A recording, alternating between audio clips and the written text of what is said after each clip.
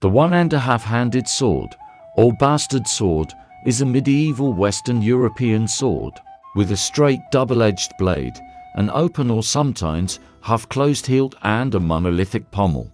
At the same time, often, the warrior who fought with this sword held it with both hands during the battle, but could hold it with one hand. The bastard sword was actively used in the 1250 to 1550s AD.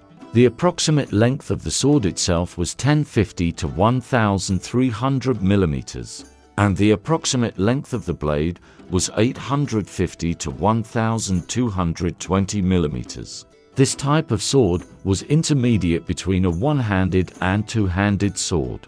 Thus, a warrior could hold a sword with one hand as a one-handed sword or with both hands as a two-handed sword.